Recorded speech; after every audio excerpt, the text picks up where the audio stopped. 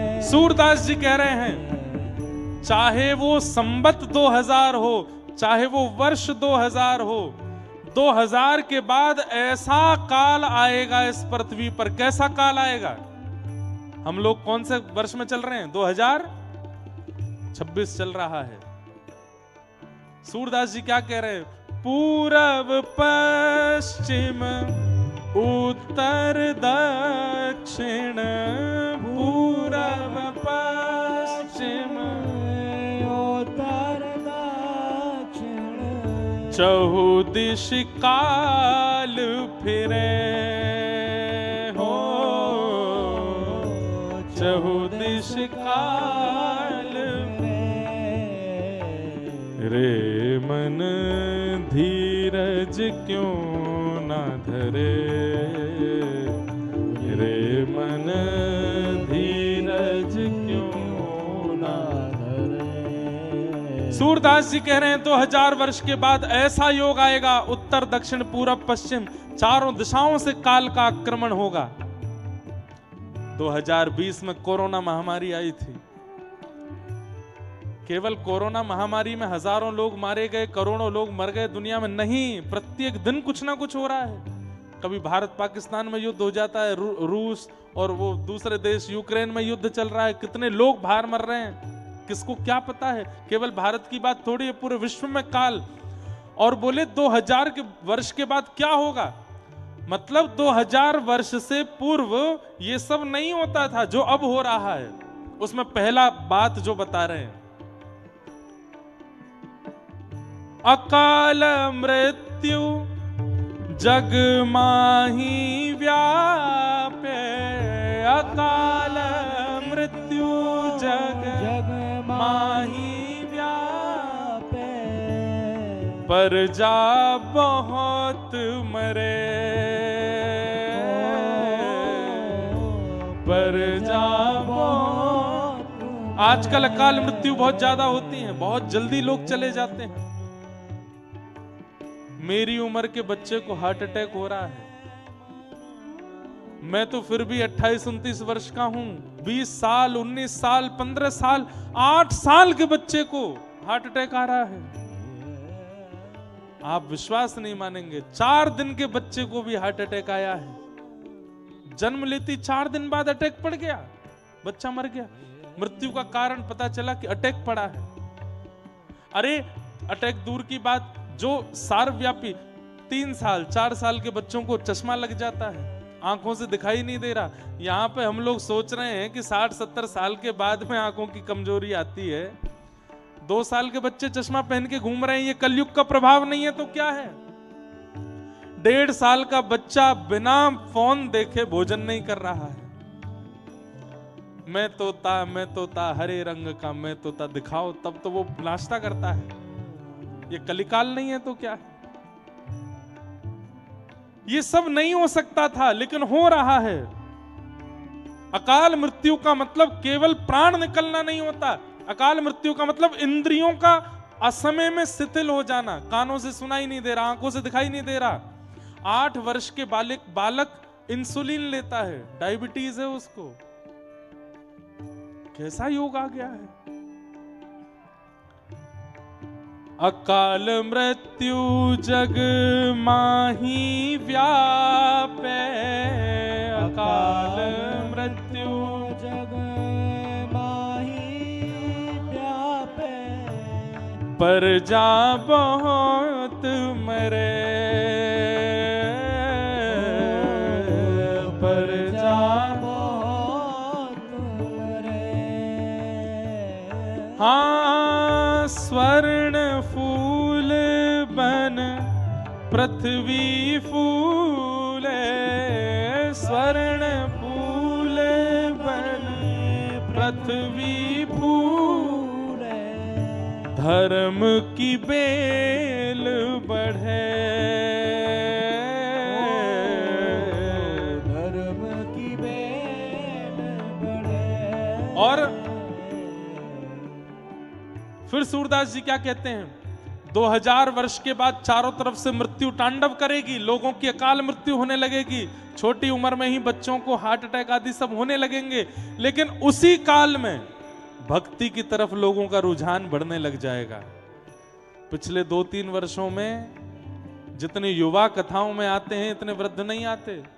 तीर्थों में 4-4 दिन पहले पहुंच करके अपनी बुकिंग करानी पड़ती है, नहीं तो होटलों में रूम नहीं मिलते हैं। वृंदावन में तिल रखने की जगह नहीं मिल रही है। गंगा जी में घाट नहीं बचे हैं, जहां तक देखो सिर ही सिर हैं। कुंभ में, अरे कुंभ की बात छोड़िए, माघ मेला में करोड़ों लोग जाकर के स्नान कर रहे हैं। धर्म की बेल बढ़े। अच्छा, ये धर्म की बेल किस लिए बढ़ रही है? ये भी सूरदास जी कह रहे, बोले डर के मारे। लोगों को पता चल गया है भैया कितना कमा लो, करोड़ों कमाए थे, पर कोरोना में डॉक्टर से कह दिए भैया तेरे को 20 लाख रुपए देंगे, पत्नी को बचा ले। नहीं बचा पा रहा। तब व्यक्ति को समझ आ गया कि मैं कितना भी धनवान हूं, कितना भी वैभववान हूं, कितना भी संपत्तिवान हूं, मेरी कितनी भी पहचान है, बड़े बड़े डॉक्टर मेरे मित्र हैं, फिर भी मृत्यु विधिना के हाथ में है, विधाता के हाथ में है। वो मार सकता है जब चाहे। इसलिए डर के मारे लोग भक्ति कर रहे हैं, डर के मारे लोग भजन कर रहे हैं, डर के मारे लोग कथाओं में जा रहे हैं, तीर्थों में जा रहे हैं। लेकिन सूरदास जी कहते हैं ये सब भी बहुत दिन तक नहीं चलेगा। डर के कारण एक समय ऐसा आएगा कि 100 वर्ष के लिए ऐसा लगेगा जैसे सतयुग आ गया हो। 60 वर्ष लगी सतयुग व्यापे, 60 वर्ष लगी सतयुग व्यापे, सुख की दया फिरे, सुख की दया। ये 2020 में अभी भक्ति काल फिर से आ गया है, पर यह बहुत समय दिन तक नहीं जाने वाला है। कुछ समय के लिए भक्ति अपना उतार बिल्कुल ऊपर जाएगी हाइट पर। गोस्वामी सूरदास जी कह रहे हैं ये बीच में भक्ति बढ़ेगी, लेकिन अब बढ़ने के बाद जिस दिन गिरेगी फिर कभी नहीं उठेगी। अभी बढ़ रही है, इसी बढ़ते हुए काल में ही निपट लीजिए इस संसार से। पता नहीं कितने दिन की है, और ऐसा भजन करके जाइए कि फिर दोबारा आना नहीं पड़े। कहीं गिरी हुई भक्ति काल में दोबारा जन्म हुआ तो बहुत बुरा देखना पड़ेगा समय। आहा, सूरदास यह हरि की लीला, सूरदास यह हरि। अरे नहीं, एक पंक्ति भूल गया मैं, एक पंक्ति और है। सूरदास जी कह रहे हैं चारों दिशा से तांडव न करेगी मृत्यु, भक्ति की बेल बढ़ेगी, लेकिन 100 वर्ष बाद ये भक्ति फिर से गिरेगी, और उसके बाद घनघोर कलयुग आना प्रारंभ होगा। और उस घनघोर कलयुग में कौन बचेगा? तब सूरदास जी कहते हैं काल जाल सो वही बचेगो, काल जाल सो कौन? जो गुरु ध्यान धरे, जो गुरु ध्यान धरे। हो सूरदास यह हरि की लीला, सूरदास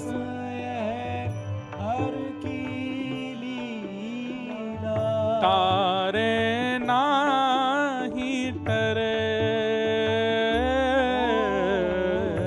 तारे नाही टरे। रे मन धीरज क्यों न धरे, रे मन धीरज क्यों न धरे, रे मन धीरज क्यों न धरे, रे मन धीरज क्यों न धरे। सौनकादि ऋषियों को पता था कि इतना खतरनाक समय हम लोग देखने वाले हैं, इसलिए हम लोगों का कल्याण हो उसके लिए वो लोग यहाँ आए थे यज्ञ करने के लिए। लेकिन यज्ञ करके उनको लगा कि पता नहीं इससे कल्याण होगा कि नहीं। तब सूत जी से उन्होंने पूछा कि भैया इस कलिकाल में लोग असुरता को प्राप्त होते जाएंगे, उनको पुनः मानव बने रहें, अपना कल्याण करें, इसके लिए कोई उपाय है? तब सूत जी महाराज ने इसी भूमि पर बैठ करके कहा, क्या? प्रीति सोनक चित्ते ते यतो विच्मी विचार्य च सर्व सिद्धांत निष्पन्नम संसार भयनाशनम काल व्याल मुखग्रास त्रास निर्णास हेतवे श्रीमद् भागवतम शास्त्रम कलौकीरेण भाषितम। इस कलिकाल रूपी व्याल के मुंह में, व्याल कहते हैं सर्प को, हम आप सब लोग ग्रास बन करके बैठे हैं। हमारी मृत्यु कभी भी हो सकती है, परंतु मृत्यु आवे उससे पहले पहले यदि श्रीमद् भागवत का आश्रय ले लिया जाए तो इस कलिकाल में कल्याण संभव है। ये बात सूत जी ने इसी नैमिषारण्य भूमि पर बैठ के कहा। श्रीमद् भागवत कल्याण कर सकती है, पर इसका मतलब यह नहीं है कि कथा में बैठ करके हुआ है बस हो गया कल्याण ना।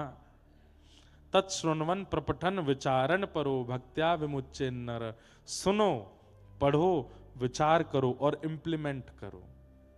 भैया मैं तो अभी कथा करके जाऊंगा, 2 रोटी खाऊंगा, फिर मैं कहीं वन में जाना चाहूं, कहीं ढूंढे नहीं मिलूंगा, एकांत में बैठ करके मुझे तो अभी से ऐसा लग रहा है कोई वन बुला रहा है यहाँ पे, एकांत बुला रहा है यहाँ पे।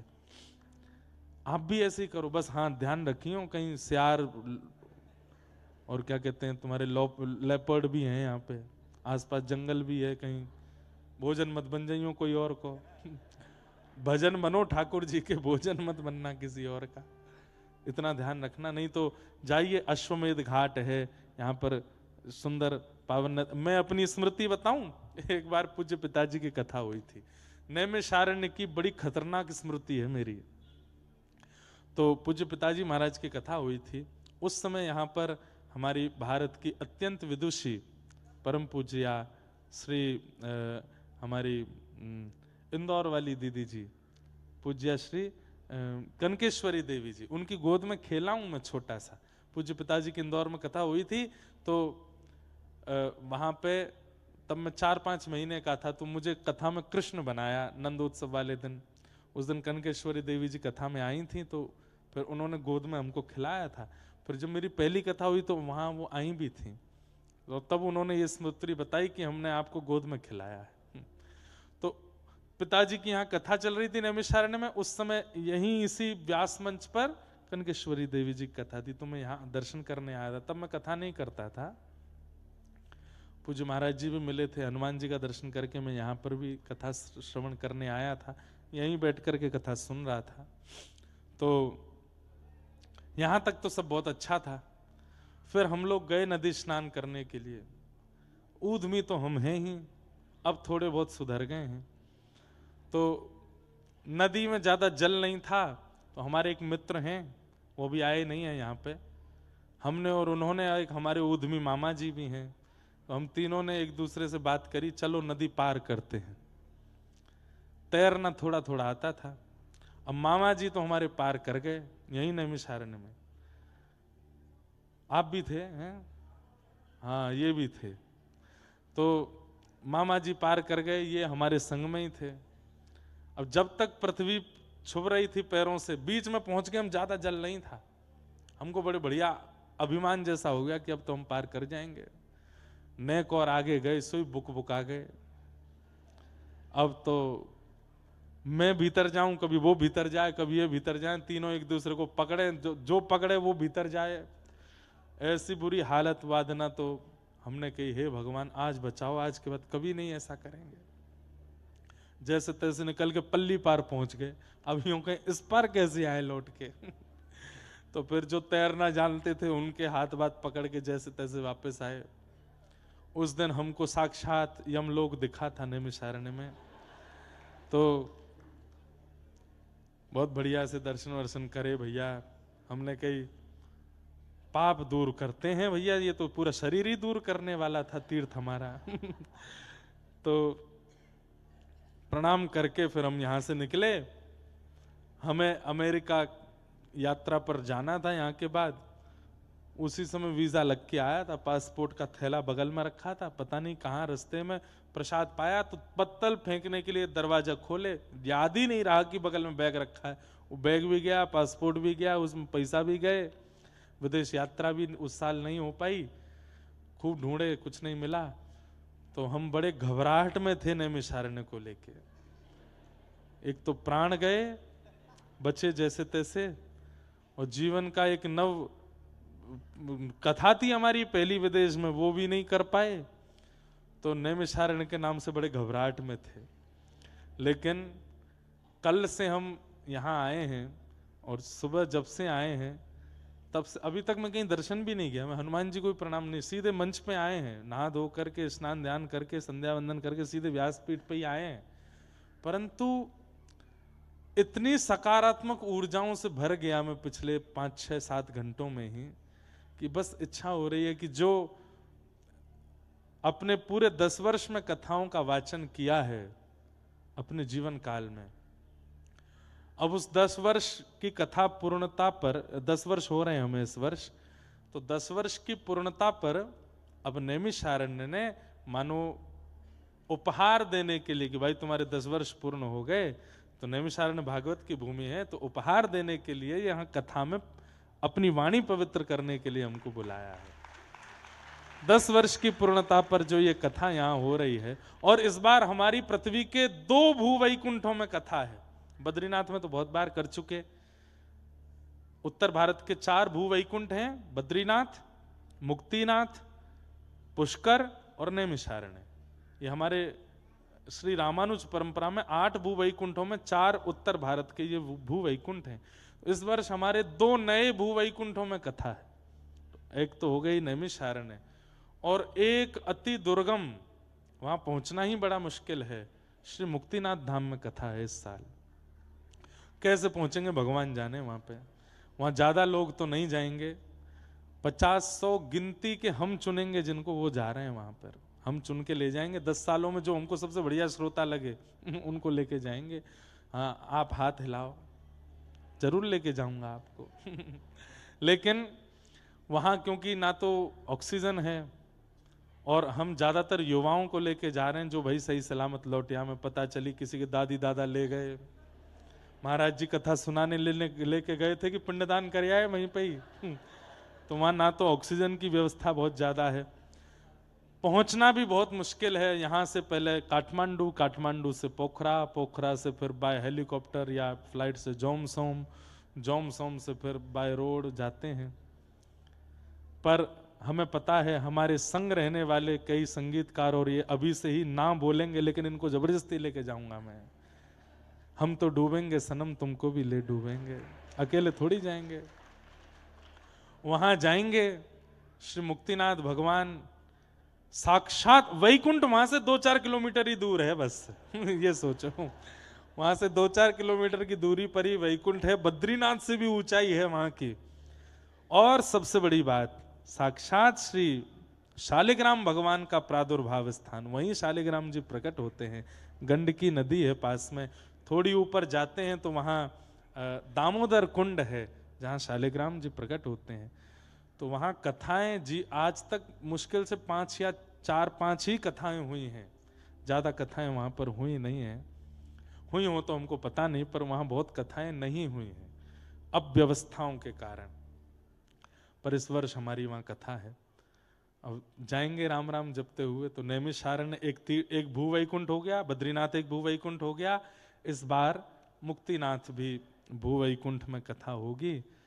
तो नैमिषारण्य में ये कथा का क्रम जो हो रहा है, मुझे इतना आनंद आ रहा है, बस मन हो रहा है मैं जल्दी कथा पूरी करके विश्राम करके फिर हमें कोई साइकिल या स्कूटी मिल जाए, एकांत में कहीं भागें हम। आनंद से यहाँ हम सुख लेने आए। 1 बजे तक आपके, 1 बजे के बाद किसी को नहीं मिलेंगे, ढूंढे से नहीं पाएंगे कहाँ गए। तो वो सुख भी तो लेना है इस भूमि का, इस क्षेत्र का, इस धाम का। तो आप सब भी वो लीजिएगा। तो यहाँ का एक स्मरण, मेरा संस्मरण बड़ा खतरनाक है पूर्व का, पर इस बार वो संस्मरण बिना भ्रमण के ही इतना आनंद में हो गया है कि परम आनंद और उत्साह लग रहा है। तो नैमिषारण्य क्षेत्र में बैठ करके सूत जी कहते हैं कि केवल श्रीमद् भागवत की कथा है जो इस कलिकाल में कल्याण कर सकती है, अगर उतार ली जाए तो। सुनिए और उतारिए। हर दिन एक बात आपको पालन करनी है, और ये नहीं कि कथा सुनने के बाद महाराज जी ने ये जो बात कही मैं पालन नहीं, यहीं बैठ कर के पालन कीजिए, यहीं बैठ के आज से ये छोड़ दिया, आज से ये कर लिया, आज से यहीं बैठ कर के करिए। आप अन्य कहीं जगह कथा सुनेंगे, वहां पालन करने का मन बनाओगे, हो सकता है कि आप पालन ना कर पाओ, पर यहां करने का मन बनाओगे तो यहाँ की वायुमंडल में सामर्थ्य है, आप जो संकल्प लोगे उस संकल्प को पूर्ण यहाँ की वायु करा देगी, यहाँ का पानी करा देगा, यहाँ का वातावरण करा देगा। इसलिए करिए, नित्य हर दिन की कथा में एक संकल्प लीजिए। ये बात महाराज जी ने कही, भागवत की इस बात को हम आज धारण करते हैं। 7 दिन में 7 बातें भी अगर आप धारण करके गए तो इस भूमि पर बैठ करके सूत जी कह गए हैं कि श्रीमद् भागवत कल्याण कर सकती है कलिकाल में, और किसी में सामर्थ्य नहीं है। नारद जी, अब मैं जल्दी जल्दी महात्मा के विषय कह दूं। नारद जी महाराज बद्रिकाश्रम गए, वहां पर उन्होंने जाकर के सनक सनंदन सनातन सनत कुमारों से पृथ्वी के इस भयाभय रूप को जाकर के बताया। वृंदावन में भक्ति महारानी युवा है, ज्ञान वैराग्य वृद्ध हैं, उनकी दुविधा बताई। तब सनकादि ऋषियों ने भागवत की कथा सुनने की आज्ञा दी। तब सुख तीर्थ सुखताल ही हम मानते हैं, वहीं हरिद्वार को भी मानते हैं, ऋषिकेश को भी मानते हैं, आनंद वन, वहां पर सनक सनंदन सनातन सनत कुमारों ने कथा सुनाई और भक्ति ज्ञान वैराग्य के साथ नारद जी ने आकर के श्रवण की। भक्ति सुतौ तौ तरणौ गृहीत्वा प्रेमैक रूपा सहसा विरासीत श्री कृष्ण गोविंद हरे मुरारे नाथेति नामानि मुहुर्वदन्ति। ज्ञान और वैराग्य दोनों युवा हो गए, कथा सुनकर के भक्ति महारानी प्रसन्न हुई। इस प्रकार महात्मा का प्रथम सर्ग सुनाया। मतलब कथा सुनने से क्या होता है, यहां से जाने के बाद ज्ञान और वैराग्य दोनों पुष्ट होने चाहिए, भक्ति पुष्ट होनी चाहिए। आज जितना है 7वें दिन अब से अधिक होना चाहिए, तो आपका कथा सुनना सार्थक है। तत्पश्चात एक दुष्ट पुत्र अपने माता पिता के जीवन को नष्ट कर रहा था, जिसका नाम था धुंधुकारी। मरने के बाद प्रेत बना, लेकिन श्रीमद् भागवत की कथा सुनकर के अत्यंत भयाभय प्रेत योनि से मुक्त होकर के भगवत धाम को प्राप्त हो गया। इसका मतलब क्या है, कोई कितना भी भयाभय प्रेत योनि में क्यों ना चला गया हो, उसके निमित्त कथा श्रवण कर ली जाए, करा दी जाए, तो वो प्रेत योनि से मुक्त हो जाता है। एक बात ये तो सब जानते ही हैं, पर मेरे मन में जो बात आती है, श्रीमद् भागवत प्रेतों को मुक्त कर सकती है, तो हम तो जीवित हैं, हम जीवितों को मुक्त नहीं करेगी? हम तो जीवित अवस्था के, मुक्ति का मतलब मृत्यु नहीं होता बंधुओं, मुक्ति का मतलब जीवित अवस्था में कोई बंधन ना रहे, उसको मुक्ति कहते हैं। जीते जी हम सब बंधनों से मुक्त हैं, हम पर कोई बंधन नहीं है, उसे मुक्ति कहते हैं। आज बंधन में हैं हम। आप कहोगे महाराज जी हम जिसको सर्व स्वतंत्र कहते हैं वो सर्व बंधन है। आज के बच्चे कहते हैं थोड़े मॉडर्न विचारधारा वाला रहो, ऐसा रहो, कुछ भी खाओ, कुछ भी पियो। ये बंधन नहीं है तो क्या है? यही तो बंधन है कि आपको रसना ने बांध रखा है कि आप जीवों को खा रहे हो, ये रसना का बंधन है। आपको कानों ने बांध रखा है कि आप संसारी संगीत सुन रहे हो, ये कान का बंधन है। आपके एक से अनेक, अनेक से भी अनेक संपर्क में साथी हैं जीवन में, ये आपकी त्वचा का बंधन नहीं है तो क्या है? इन सारे बंधनों से मुक्ति, उसको मुक्ति कहते हैं। मेरी जीव अब मुक्त है, उसे पाने के लिए, रसायन के लिए किसी जीव को मारने की आवश्यकता नहीं है। मेरे नेत्रों को किसी सुंदरता को देखने की आवश्यकता नहीं है, मेरे कानों को संसारी विचार व्यवहार सुनने की आवश्यकता नहीं है। ये असली मुक्ति है, इसे मुक्ति कहते हैं। और वो मुक्ति भागवत प्रदान करती है। मुक्ति दानेन गर्जती, गर्जना करती है श्रीमद् भागवत, मेरी शरण में आओ, मैं तुम्हें मुक्त कर दूंगी। इस संसार के किसी विषय की कोई वार्ता, कोई दुर्गंध तुम्हारे अंदर नहीं रह पाएगी। इसलिए कथा, हम तो भैया हर दिन कथा कहते हैं, धीरे धीरे हम हो रहे हैं मुक्त। एक कथा में आप कैसे हो जाओगे? लेकिन हो सकते हो यदि ध्यान से श्रवण कर लो तो। इस प्रकार श्रीमद् भागवत की कथा सुना करके अत्यंत प्रेत योनि से उसको मुक्त करके भगवत धाम पहुंचा दिया। ऐसी भागवत की सुंदर कथा को हम बारंबार प्रणाम करते हैं। असारे संसारे विषय संज्ञा कुलधिय, क्षणार्धम क्षेमार्थम पिबत सुख गाथा तुलसुधाम, किमर्थम व्यर्थम भो ब्रजत कुपथे कुत्सित कथे परीक्षित साक्षीयत श्रवणगत मुक्त्युक्ति कथने। इस असार रूपी संसार में केवल और केवल सुखदेव जी के द्वारा कही गई सुनाई गई ये सुंदर भागवत की कथा ही है जो सार है। अगर उस सार को जीवन में ले लिया जाए तो जीवन सुंदर हो जाएगा, अपना कल्याण हम कर सकेंगे, भगवत प्राप्ति का मार्ग संभव हो पाएगा। इन सब भावों को बताते हुए महात्मा को सूक्ष्मता से ही हम प्रणाम करते हैं। कल प्रथम स्कंद से कथा प्रारंभ होगी, ठीक 10 बजे कथा का प्रारंभ हो जाएगा। आस्था चैनल पर लाइव चल रही है, भक्ति पथ चैनल पर लाइव चल रही है। समस्त दर्शकों को मैं प्रणाम करता हूँ।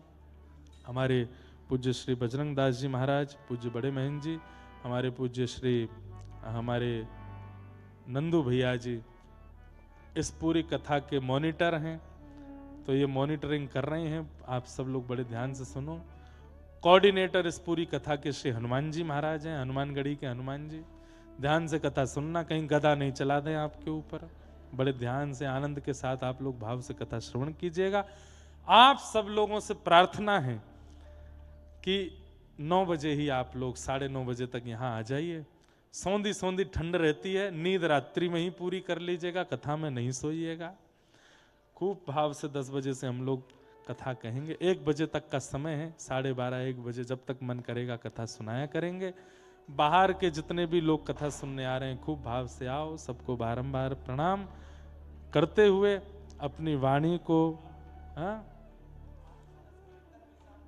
शाम को 8 से 10 रोज शाम को 8 से 10 कीर्तन भी है नंदू भैया जी का। लो महाराज, ये तो आप लोगों को बोनस मिल रहा है। खूब आनंद आएगा। हमने भी सुने हैं, पर प्रत्यक्ष बैठ के सुनने का अवसर हमको भी मिलेगा। खूब आनंद करेंगे, नृत्य करेंगे श्याम बाबा के सामने, खूब सुख मिलेगा। तो खूब बढ़िया है। सुबह कथा सुनो, मध्याह्न में सो जाओ, रात्रि में भी कीर्तन करो, रात्रि में फिर सो जाओ। खूब आनंद के साथ हम लोग आनंद करेंगे। बड़े प्रेम और भाव से कथा को विश्राम देते हुए कुछ